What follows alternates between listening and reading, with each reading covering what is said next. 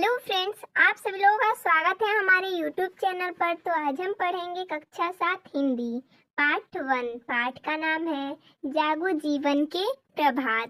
देखिए दोस्तों, हम इस पाठ का सभी प्रश्न उत्तर देखेंगे। प्रश्न है कुछ करने को।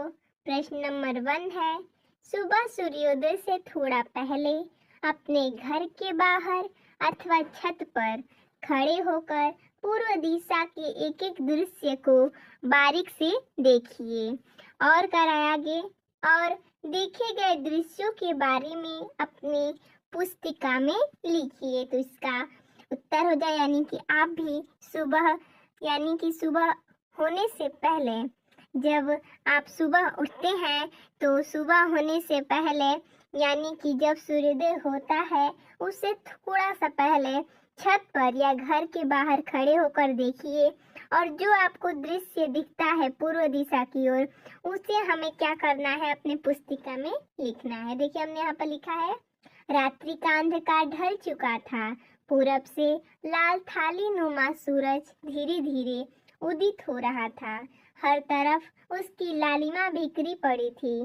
कुछ तारे लुप्त हो गए थे, कुछ अभी भी दिखाई दे रहे थे। चिड़ियों की चहचहाहट से सारी दिशाएं गूंज रही थी। किसान अपने बैलों को लेकर कंधों पर हल उठाए खेतों की तरफ निकल चुके थे। बैलों के गले में बजती घंटियां और मंदिर से आती शंख और घंटे की ध्वनि पूरे वातावरण में मधुर संगीत घोल रही थी। दूब और पेड़ पौधों के पत्तों पर ओस के मोती अभी भी बिखरे पड़े थे। आप भी लिख सकते हैं।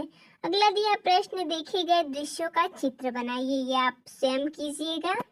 अगला है कि प्रातः काल वर्णन संबंधी कम से कम 2 कविताओं का संकलन कीजिए।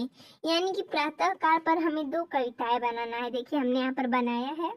पहला कविता, रात विदाई पर सूरज ने किरणों को बिखराया, प्रातः काल ने उठने का घर घर में बिगुल बजाया।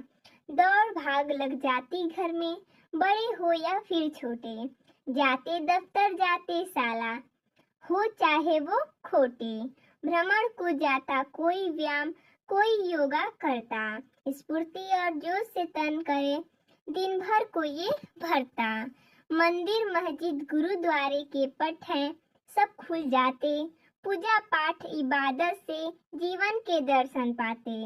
उछल कूद यूं जल्दी से कट जाता प्रातः काल, बाल्यावस्था लगता है ये दिन के प्रातः काल। और दूसरा हमने कविता यहाँ पर लिखा है, सुप्रभात बदलता तालाब को अलविदा करता रात को, खिले कमल और सूरज की किरणों की लालिमा लगती चुनर पहनी फिजाओं ने गुलाबी, खिलते कमल लगते तालाब की नींव ने लगाई हो जैसे पैरों में महावर। भोर का तारा छुप गया उषा के आंचल में, पंछी कलरव माँ की मीठी पुकार। सच अब तो सुबह हो गई, श्रम के पांव चलने लगे अपने निर्धारित लक्ष्य की ओर, और हर दिन की तरह सूरज देता गया धरा पर ऊर्जा। देखिए हमने यहाँ पर 2 कविताएं बनाए हैं। अगला देखते हैं, प्रश्न है विचार और कल्पना से। प्रश्न नंबर 1 है, यह कविता उस समय लिखी गई थी जब देश आजादी की लड़ाई लड़ रहा था। हर गुलामी के अंधकार से आजादी के सुनहरी सवेरे की ओर बढ़ रहे थे। बताइए उस समय देश की स्थिति क्या रही होगी। यानी कि ये पूछ रहा है कि ये जो कविता है जागो जीवन की प्रभात, ये उस समय लिखी गई थी जब देश आजादी की लड़ाई लड़ रहा था और हम गुलामी के अंधकार से आजादी के सुनहरे सवेरे की ओर बढ़ रहे थे। तो हमें लिखना है यहाँ पर कि उस समय हमारे देश की क्या स्थिति होगी। तो हमने यहाँ पर लिखा है, उस समय पूरे देशवासियों की नसों में आजादी की लहर दौड़ रही थी। बड़े बूढ़े जवान बच्चे महिला पुरुष सब आजाद होने के लिए आंदोलन कर रहे थे। अंग्रेजों की लाठियां गोलियां भी उन्हें रोकने में नाकाम थी। अंग्रेजी सामानों का बहिष्कार किया जा रहा था। भारत छोड़ो के नारे से पूरा देश गूंज रहा था। आए दिन लोग जुलूस निकालते थे। बड़े नेताओं के नेतृत्व में अंग्रेजों का अत्याचार भी अपनी चरम सीमा पर था। बेगुनाहों मासूमों सहित देश के बड़े बड़े नेताओं की गिरफ्तारियां होती रहती थी। क्रांतिकारियों को आए दिन फांसी की सजा दी जा रही थी। भारतवासी स्वतंत्रता प्राप्ति के लिए संघर्ष कर रहे थे और अंग्रेज उन्हें गुलाम बनाए रखने के लिए प्रताड़ित किए जा रहे थे। अगला प्रश्न है, प्रातःकाल पशुपालक अपने पशुओं को चारा खिलाते हैं। इसी तरह निम्नांकित के द्वारा प्रातःकाल किए जाने वाले कार्यों के विषय में लिखिए। दिया है विद्यार्थी, यानी कि प्रातःकाल विद्यार्थी क्या करता है? तो विद्यार्थी विद्यालय जाने की तैयारी करता है। माँ क्या करती है? माँ घर वालों के लिए नाश्ता और लंच तैयार करने में जुट जाती है। दुकानदार अपनी दुकान खोलता है। पंछी अपना घोंसला छोड़कर भोजन की तलाश में निकल जाती है। ऐसे में दिया है कि मैं भी विद्यालय जाने की तैयारी में लग जाती हूँ। आगे कविता से प्रश्न 1 है। कविता में जीवन का जो संदेश छिपा हुआ है, दिए गए विकल्पों में से उसे छांटिए। यानी कि कविता में क्या संदेश, यानी कविता जो है वो हमारे जीवन के लिए क्या संदेश देना चाहता है, वो हमें इन चारों विकल्पों में से छांटकर लिखना है। दिया है विकल्प सूर्योदय के लिए, जीवन में नई आशा का संचार करने के लिए, मलयवाद का आनंद लेने के लिए। तो इसका सही विकल्प हो जाएगा जीवन में नई आशा का संचार करने के लिए। अगला प्रश्न देखते हैं। कवि ने प्रातःकाल पृथ्वी पर फैले उस कणों को क्या कहा है? तो इसका उत्तर हो जाएगा, कवि ने प्रातःकाल पृथ्वी पर फैले उस कणों को दुख भरे आह कहे हैं। आगे है कि प्रश्न 3 है, उषा द्वारा ओस बटोरने का क्या आशय? तो इसका उत्तर हो जाएगा, उषा द्वारा ओस बटोरने से आशा है कि उषा के आने पर दिन की गर्मी से ओस समाप्त हो जाती है। इसी प्रकार जागरण और सक्रियता से कष्ट दूर हो जाते हैं। अगला प्रश्न 4 है, भाव स्पष्ट कीजिए।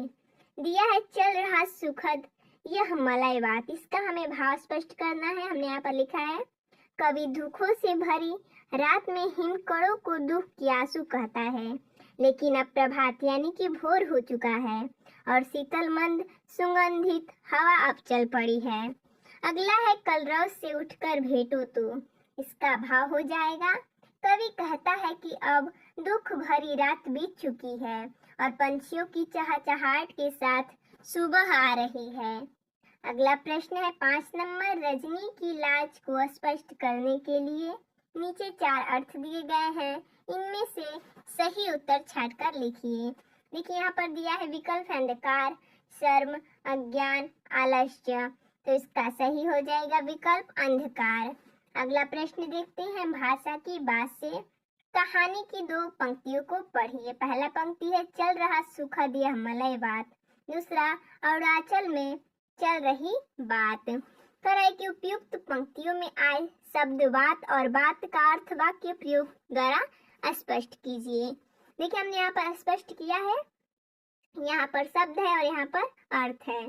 दिया है बात, यानी कि बात का अर्थ होता है हवा, इसका हमने वाक्य प्रयोग किया है कि आज पूर्व दिशा से शीतल बात चल रही है, यानी कि हवा चल रही है। आगे बात, यानी कि बातचीत या चर्चा, आज विद्यालय में 15 अगस्त के बारे में बात हो रही है। अगला प्रश्न देखते हैं, अरुण धन अचल, यानी कि अरुण धन अंचल के योग से अरुणांचल शब्द बना है। इसी तरह नीचे लिखे गए शब्दों में अंचल शब्द जोड़कर लिखिए। देखिए शब्द दिया हिम, उत्तर, पूर्व, सोन, कोयला, नीला। देखिए हमने यहाँ पर अंचल जोड़ के शब्द बनाया है, हिम धन अंचल यानी कि हिमांचल, उत्तर धन अंचल यानी कि उत्तरांचल, पूर्व धन अंचल यानी कि पूर्वांचल, सोन धन अंचल यानी कि सोनांचल, कोयला धन अंचल यानी कोयलांचल, नीला धन अंचल नीलांचल। देखिए दोस्तों, इसमें इतना ही प्रश्न दिया था, तो मिलते हैं नेक्स्ट वीडियो में। धन्यवाद दोस्तों।